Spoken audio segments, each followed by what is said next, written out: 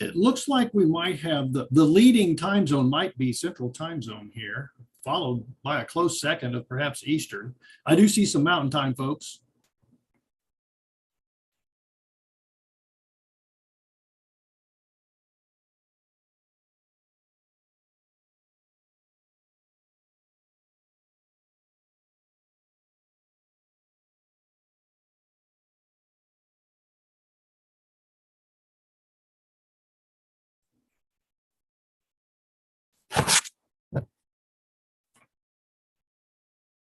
Well, I'm going to go ahead and start the recording and we're going to get started. How about that?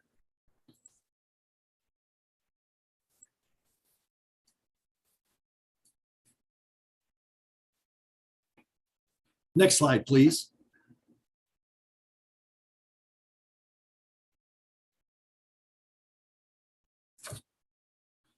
Welcome. As a reminder, and as indicated in the registration for this gathering, by attending this Zoom webinar, you're acknowledging that this session is going to be recorded and may be used for future UAGC presentations. We know you have many choices when choosing your professional development, and there are many opportunities here at the University of Arizona Global Campus.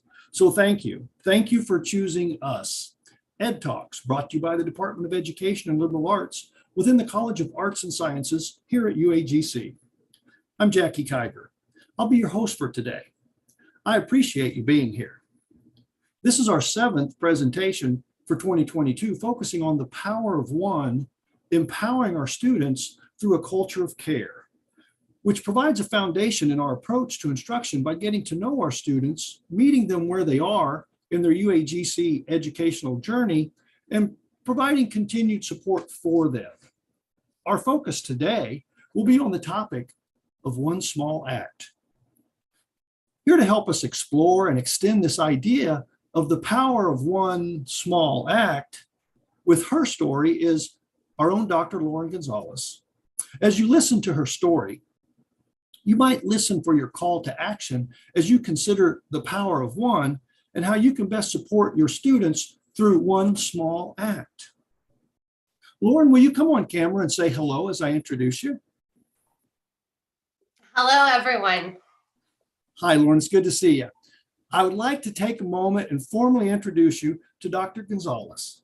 She is an assistant professor for the Bachelor of Arts in Early Childhood Education program.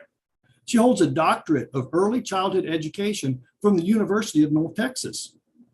Lauren brings many years of experience to her Ed Talk today, having taught in the Texas public schools for nearly a decade before moving into her career in higher education.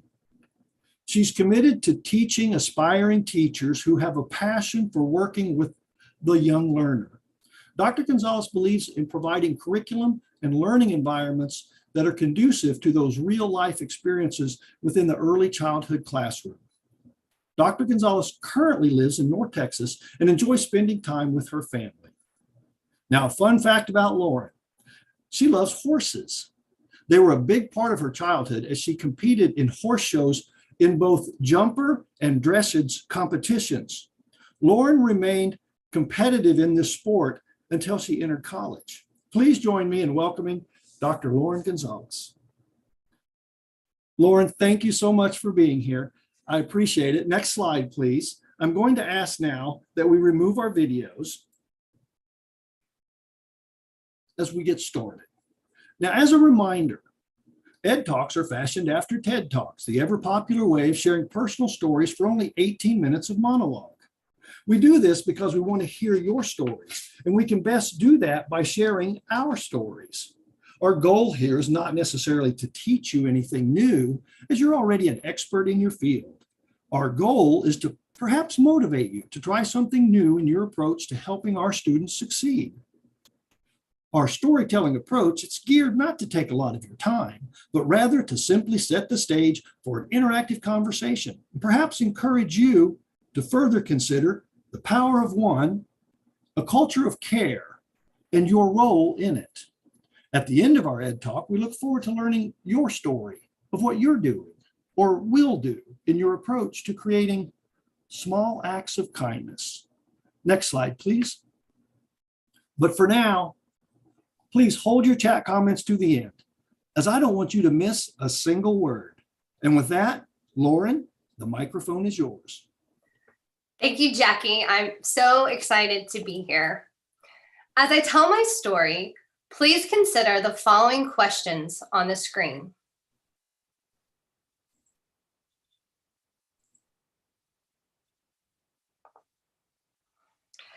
I hope everyone is doing well today.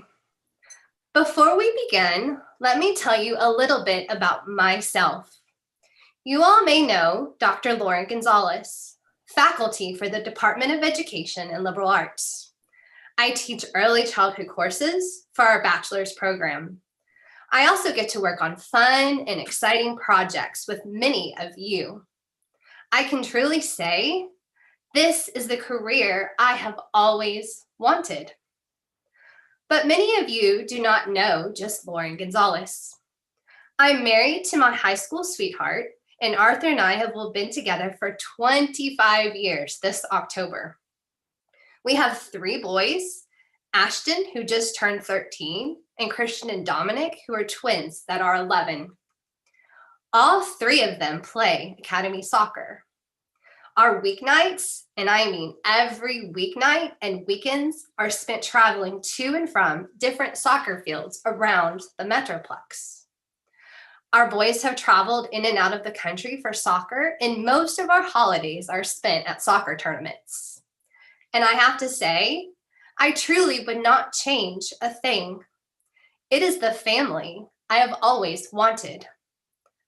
So why am I telling you these things? I tell you these things because I really am living the life I always wanted.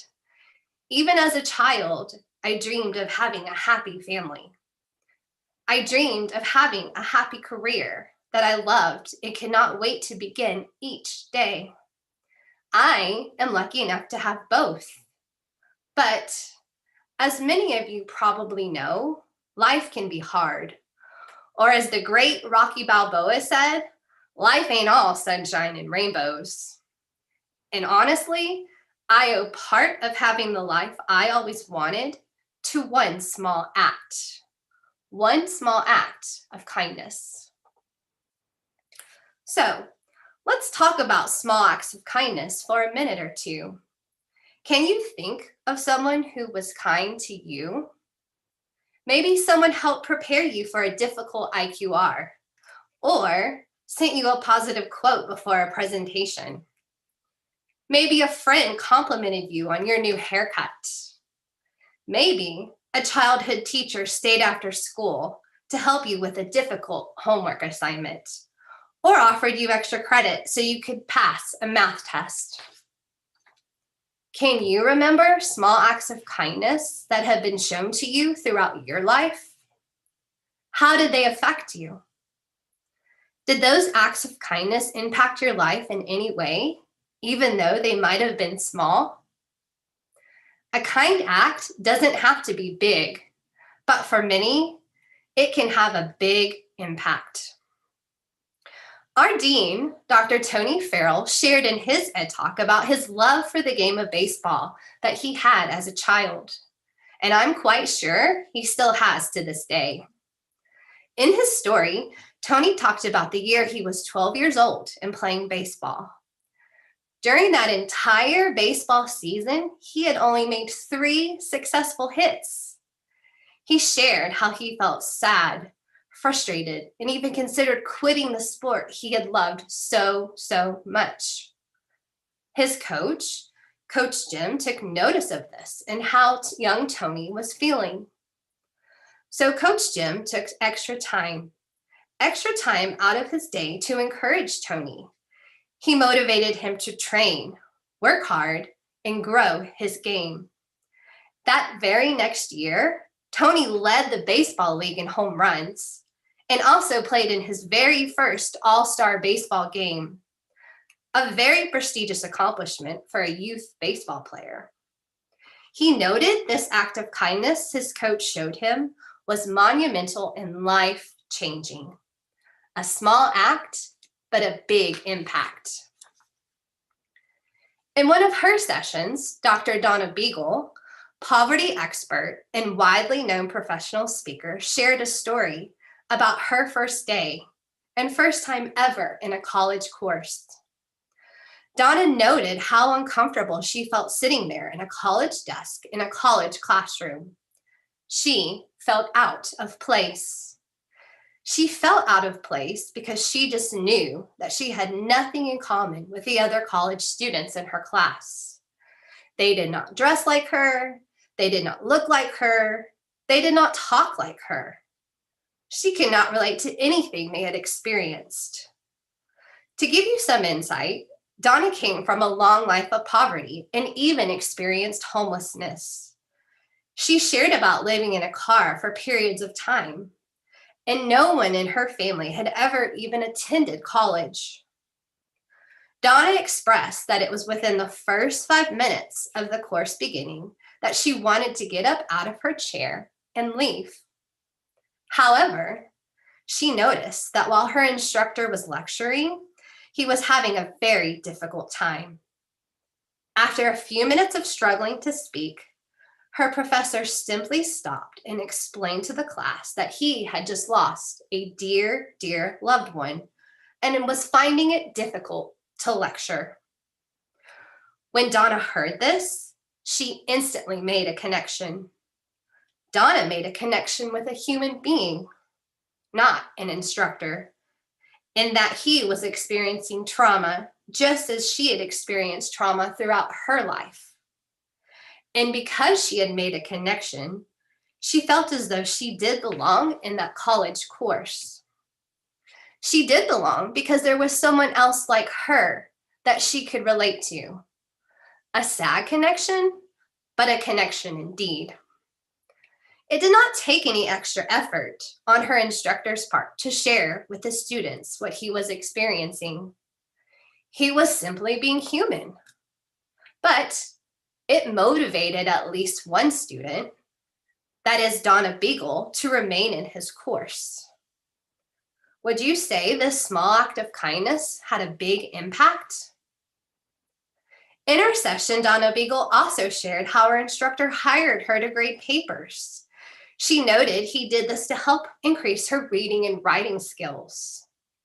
If you think about it, it was a small act to hire Donna, but this act helped her to learn to read and write.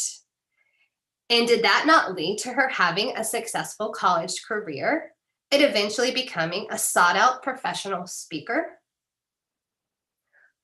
Last month, we heard from Dr. Newton Miller in his story about the coffee can. In his story, Newton shared how a young man arrived to a college orientation to register for the first semester of classes. This young man did not have enough money to pay for his registration and was shamed by a university coach for storing his money in a coffee can. The young man, sad and disappointed, turned to leave. But a woman who happened to be Dr. Miller's mother, called to the young man. She told him she would help him count his money and ended up also helping him to register for courses. She did not have to do this. She did not have to help this man register, but she did. She showed him a small act of kindness. And guess what? That young man later graduated with a college degree. So, I've talked about some small acts of kindness and how they led to great impact. I guess I cannot get away without sharing mine. It was a hot Thursday, June morning in Texas. Shout out to all my Texas peeps, as you all know how hot it can be in the summer. I had just turned 18 and was in my second semester of college. It was finals week, and I was to take my very last final exam that afternoon. You know that feeling when you're almost finished with all of your courses for the semester and you've worked so hard to make good grades? It was the best feeling ever, and I was feeling that. I had felt like I accomplished some major goals. or at least I thought I did. I was sitting at the kitchen table eating a blueberry muffin my mother had made the night before. I still lived at home, and my mother always made these big breakfasts and would make homemade muffins every week. And blueberry was my favorite. Every time I bit into one of my mother's warm, soft muffins with those big, juicy blueberries, it felt like home. They were so good. Do you have a comfort food that you can just bite into and it makes you think of comfort, safety, and home? Comfort, safety, and home were all things that I cherished and had experienced my whole 18 years of life. So I sat there in my mother's kitchen, ate my blueberry muffin, and reviewed my exam notes for the millionth time. I was determined to make all A's that semester. However, this particular course gave me trouble. This course was Introduction to Government, and to me, it was one of those courses that had nothing to do with my major. I had no interest in the course at all. No disrespect to any government majors here. The final exam consisted of remembering multiple dates and laws. The content was so boring to me. However, like I said, I was determined to make an A. So I sat there, ate my muffin, and memorized. After about only 10 minutes of studying, I went to eat that last bite of my blueberry muffin, and the phone rang. I answered on the second ring, and it was my mother. She told me that I needed to drop my plans and that I needed to pick her up at a specific location that afternoon. That afternoon, at the very same time, I was supposed to take my final exam. After sharing more details and talking to me for about 5 minutes, we hung up. When I put the phone down, I noticed that one last bite of blueberry muffin that remained on my plate. I looked at it and realized my comfort, safety, and home were about to be gone. And while my barely 18-year-old brain tried to wrap itself around these swirling, traumatic thoughts that were flying around in my head, I also thought about my final exam. And then, being only 18, I started to cry as I thought about how hard I had worked to make an A in that stupid government course. The final exam counted as 50% of my overall grade, and there was no way I could even pass the course without taking the final. Now, you might ask, seriously? Why did you care about that stupid final exam when you obviously had an emergency to deal with? Well, I had been taught that a degree was the pathway to greater things. And at that moment, I realized that my degree was going to be the only constant I had left. Taking and passing my final exam was the only part of my life that was going to stay the same. Everything else was going to change. So I did what many of our students do. I went to contact my professor. Now, my professor was known to have a very strict late policy and did not allow for any makeup assignments, especially the final exam. But I had no other options and decided to call his office, just hoping he was in. I looked up his phone number in the syllabus and dialed the phone. I still remember how I was trying so very hard not to cry as the phone rang. The phone rang, and finally he answered on the 7th ring. When he answered, I explained who I was and told him I had a family emergency. I did not tell him the specific details, but pretty much begged to make up the exam at another time. He told me that I could apply for an incomplete, which would allow me extra time to come back and take the final exam. But I would have to drive to campus to fill out the incomplete request and submit it by 5 p.m. that day in the administrative office building. Well, if you remember, I had to meet my mother that afternoon, and going to campus to fill out an incomplete request was not going to happen. I remember thinking, I am screwed. I will not be able to make up the exam now just because of the stupid incomplete form. And ultimately, I will fail the class. But my professor decided to show me kindness and stated he would complete the request for me and walk it over to the administrative office. He stated it was not a big deal because he had to walk over to that building anyway to check his mailbox. I thanked him immensely and promised that I would be in his office the following week to make up the exam. So, you're probably wanting details, right? You're probably wondering why this is such a great act of kindness for me. My professor only offered me an incomplete and filled out the form for me. Well, remember I told you my mother called while I was studying for the exam? I was sitting there eating a blueberry muffin in her kitchen. What I did not tell you was that during the phone call, my mother proceeded to tell me that she would be going away for the next 5 years. She would be going away to prison. She was going away to prison because she had been part of some legal trouble. She told me, 18-year-old me, that I was the one that had to pick her up from the courthouse and deliver her to prison, a 4-hour drive from our home.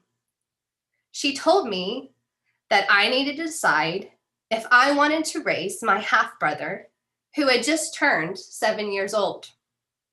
She told me that I would need to move out of her house and find another place to live. Now, you might be thinking, how did she not know about any of this? Did I suspect? I mean, I was 18, and you would think I would have noticed at least some warning signs. Something. Well, I didn't. It came completely out of the blue. It was a gut punch. Quick fact, do you know that according to the English dictionary, gut punch means bad news to a degree that causes the recipient to feel physically affected? Up until that very minute the phone rang, my mother had provided a safe and comfortable life for my brother and I. We had never gone without. We were so sheltered that we never could have suspected anything was wrong. And now I had to be the one to take my very own mother to prison, a 4-hour drive from our home. Can you imagine that drive? It was not like any drive I'd ever had before.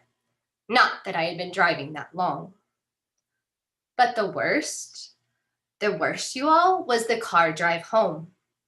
The car drive home, an 18-year-old girl drove alone. Alone without a mother anymore, as she was gone. And never again would I live with my half-brother, as he was sent to live with his grandparents. And never again would I live in the house I had grown up in, as it would eventually be taken by the bank. And never again would I get to eat homemade blueberry muffins my mother had made. In fact, I never even got to finish eating my blueberry muffin that day. Now, I apologize if this story made you sad or blue. It truly is not intended to do that. But instead, this story is meant to tell you that your small acts of kindness that you show your students, they matter. They matter so much. Many of our students might experience trauma consistently throughout their lives. Many of our students might be living in extreme poverty or even homeless. Many of our students might be in the armed forces and probably spend days and months away from their families and homes. Many might come from troubled homes. For some, their life can change for the worse just at the drop of a muffin. And during these life-altering experiences, their one constant or feeling of normalcy might be you and their course. What if that announcement you posted is the only professional guidance they've ever received? What if that video you recorded is the only smiling face they've seen in days? What if those discussion forums are the only opportunity they have to communicate with other adults who value education? What if your feedback is the only encouragement they have received up until this point in their life? What if your grade extension you gave them is the only grace they have ever been provided? What if you have 18-year-old Lauren in your class? And what if she needs an incomplete? And what if that incomplete helps your student move on to accomplishing something greater, like it did for me? By helping me to submit the incomplete request, my professor provided me an opportunity, the opportunity to come back and successfully take his exam. And guess what? I ended up making an A on that exam. By making an A, I was able to register for upper level courses. By taking upper level courses, I eventually graduated with my bachelor's degree. A small act of kindness helped Donna Beagle graduate with her degree, and that young man that Dr. Miller shared about graduated with his degree too. All of these are small acts that had a great impact. And if you think about it, aren't our students simply asking for small acts of kindness to be shown? And when we think about it even more, is it not easy for us to show these small acts of kindness to our students? Ultimately, if we show these acts of kindness, won't it contribute to something bigger? Something bigger, like our students possibly going out into the world with a college degree? While what happened with my mother absolutely devastated me and changed my life forever in many, many ways, I am not devastated now.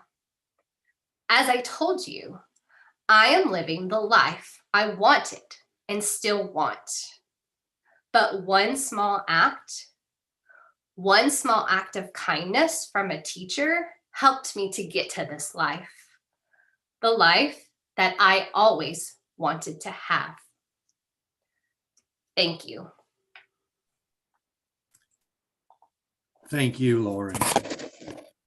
Thank you for sharing such a personal story with us. Audience members, the lesson here for me is there's so much about my students that I will never know, and that they will need me more than ever because of those things that I'll never know.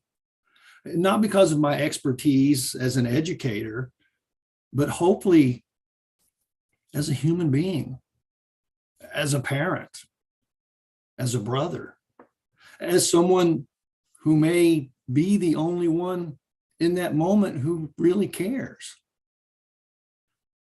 I want you to know that I've worked in the same department now with Lauren for over 4 years. And I've attended graduation with Lauren, and I've attended conferences with her. And I can tell you, always a kind word, always a big smile, and always looking for ways to take graduations, conferences, and webinars and coat them with small acts of kindness. I'm proud to say that I work with Lauren. She makes me better. While her message is deeply personal, in visiting with her leading up to this Ed Talk, her goal was simply to remind us that what your students share with you may oftentimes, more oftentimes than not, it may just be the tip of the iceberg of what's really happening in their life. And one small act of kindness may be the only kindness in a moment that's otherwise very scary, very complex, and a very lonely place. We just don't know. So like Lauren, our students are trying to live their best life. So I ask you, how are you at one small act? In Lauren's example, it was showing grace in a late policy, and not only approving an extension, but helping to facilitate that extension. When you reply to your students in that week 1 introduction, are you paying attention to the clues they give you regarding family or values they have or circumstance or situations? Those clues that may help or hinder their educational pursuits. Are you mindful of that interaction? And it takes me back to the questions that Lauren shared with us at the beginning of her talk. What do small acts of kindness mean to you? And what might small acts of kindness mean to our students? How do you demonstrate small acts of kindness? How do you promote those in your courses? We invite you to consider and share in the chat now. We would also love to hear from you. To share with us, you can use your audio simply by raising your virtual hand on the hand icon on the bottom of your screen. You'll then be given the opportunity to unmute your microphone and share your story, your reflection. We invite you to join the conversation to inspire others with your story.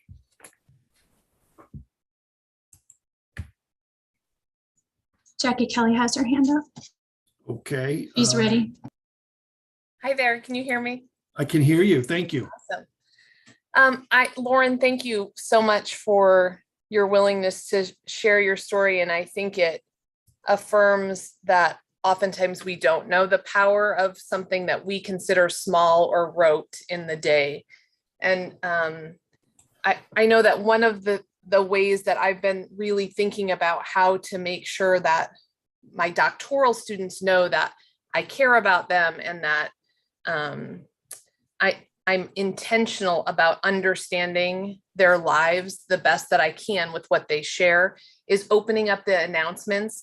And that seems really silly and not any big deal, but I've tried to open it up with something that is fun for them. So if they read the announcement, then there's something embedded in it or in the middle of it asking them to share. And I had a student who recently, I asked something about what they could celebrate this week. So something that's outside of the regular academic focus. And this student shared that he had gotten a promotion at work. And the rest of the class immediately responded with congratulations. And they knew this was a big deal. This was a single parent and how important this was.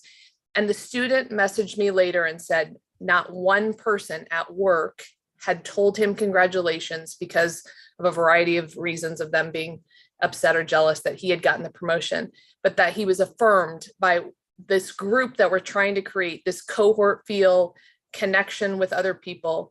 And he was so moved by that. He said it brought him to tears. And so I guess this was a perfect inspiration, Lauren, of how to continue looking for sort of little nuanced ways in the course to make a more personalized experience for students. Thank you. Thank you for sharing that, Kelly. I really do think any way that you can make those connections, and we never know. I mean, we don't know what their lives are and if they're getting encouragement or motivation or support at home or in their environment. So thank you for sharing that. Thank you, Kelly. Absolutely. Thank you. Well, and what a great idea. I think I'm going to try that. Debbie Carpenter, you have your hand up? I do, and I hope you can hear me. Yes, yes. Thank you. I echo everything that Kelly said. And Lauren, Gonzalez, just Lauren Gonzalez. I connect with you, high school sweetheart, married my high school sweetheart, 25 years married, soccer mom through and through. And I love knowing that about you. And I love the opportunity to connect with you in a different way that's not colleague to colleague. That is the small act of kindness that I try to demonstrate in my own class, is to find a way to connect with a student in a way that's not instructor to student. So lots of times our communications that happen a lot on text are mom to mom. The sick kid who's climbed up into a student's lap and they have to be mom right now, or an immediate instance where they've got to drive to the hospital. They've got to be parent right now. We connect student to student. We connect Real Housewives fan to Real Housewives fan. It's wherever we can find a connection that establishes a bond that is meaningful to that student. And I think when we talk about culture of care, sometimes as instructors, we want to jump to culture of care in caring for a student's success. But I would encourage us to think more simply than that. It's just caring about students. And I'm a student, and I have a faculty member who has only been my faculty member for about 3 weeks. And we met on Zoom, and she asked me, "Debbie, how are you?" And I started crying because she didn't ask me, how is your draft coming along? How is school? How's the library treating you? It was, how are you? And no one had asked me that for a really long time, and it just touched my heart. And so I would encourage all of you to think about those ways, those connections. And Lauren, thanks for making yourself vulnerable. If you can share your story, I can cry on screen. So thank you. Thank you, Debbie, so much for sharing that. And yes, when we can make a connection with the human being and not the student, it's just so much more personal and it reaches them so much more. Thank you, Debbie, for sharing with us, especially your experiences as a student, and just the grace that goes with the kind word. I really appreciate what you had to say about switching modes, perhaps mom to mom, in your duties as an educator. And I know I try to do that with my military affiliated students. That's an easy place for me to go to, having been in those shoes for a great many years. And I feel that connection when I'm able to do that. And so I appreciate knowing that that's really where you're helping your students, is when you show them empathy, and in empathy, they come to know what grace feels like. So thank you for doing that. I see here in the chat, Christopher Tex, thanks, Chris. He says, "I like to let my students know that I'm available to meet with any of them via Zoom or a phone call during any time during their academic journey with him." And that's very valuable. Someone else told me, and they might bring it up here in a few minutes, I'm not sure, that it's one thing to offer open hours with the class, but it's a whole other thing to say, "Hey, I'll meet with you one-on-one." And it provides that safe space. So thanks, Christopher, for doing that. I'm sorry, I see Denise has her hand up. Denise? Lauren, thanks for the inspirational ed talk that you shared with us today and your vulnerability. I think that Brene Brown talks a lot about rumbling with your own vulnerability, and you certainly modeled the way with that. One of the questions that you asked about how do you promote small acts of kindness in your courses, I use signals to celebrate students. It's not only about reaching out to students who are behind or struggling, or they haven't submitted something, but it's to honor and celebrate students each week, depending on where their scores are. And you can do them as a group email, but they go out individually, congratulating them on their A average. If it's a B, you can tailor it for the message that you want. But I have been so surprised by how many responses I have received from that type of an email, that students have said they've not received something like that previously, but also several of them have said how much it meant to them and that they really needed that. And wow, I needed that. This has been a rough week. And so even though they're strong performing students, they have a lot going on and they appreciated being recognized. And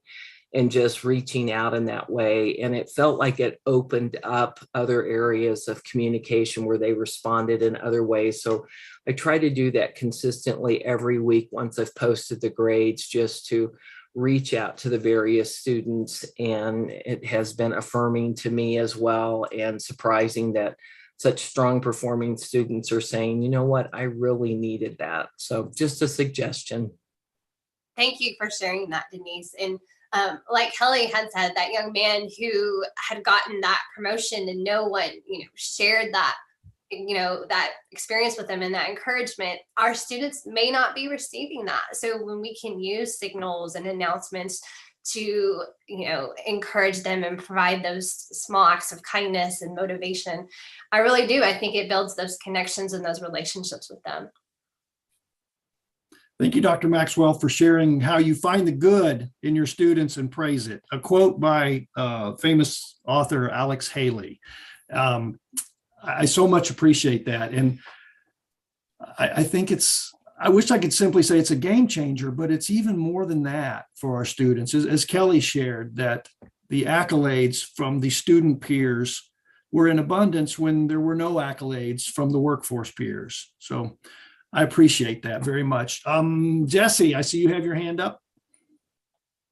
So much has already been said about the vulnerability of sharing your story. Lauren, thank you. It really has made a clear impact on everyone here today. And just imagine, as Dr. Farrell, our Dean of College of Arts and Sciences, said, that impact is exponential and it builds and builds. Just think of each of those acts to support students on their human side, as you said.